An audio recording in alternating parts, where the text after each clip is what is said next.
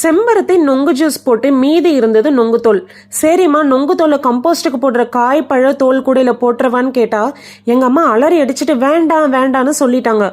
ஐயோ, நம்ம தான் ஏதோ செய்யக்கூடாததை செஞ்சுட்டோம் போலன்னு பார்த்தா நான் நொங்கு தோலை செடிகளுக்கு அப்படியே தான் போடுவேன்னு சொன்னாங்க. அப்படியே போடுவியா? எந்தெந்த செடிக்குன்னு கேட்டால் எலுமிச்சை செடிக்கு மட்டும்தான் இது வரைக்கும் போட்டதாகவும் வேற எதுக்கும் போட்டதில்லைன்னு சொன்னாங்க. நொங்கு தோலுக்கும் எலுமிச்சைக்கும் என்னடா சம்மந்தம்னு கேட்டால் நொங்கு தின்னவன் தப்பிச்சிட்டான் அப்படின்னு பழமொழி இருக்கான். வெயில் காலத்தில் இந்த எலுமிச்சம்பழ செடி தான் ரொம்ப சோர்ந்த மாதிரி இருக்கும்.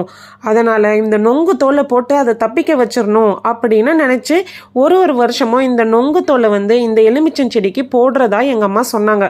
இந்த நொங்கு தோல்னால தான் இந்த எலுமிச்சம் செடி வெயில் காலத்தில் தப்பிச்சிட்டு வரதாகவும் அவங்க நம்புகிறாங்க.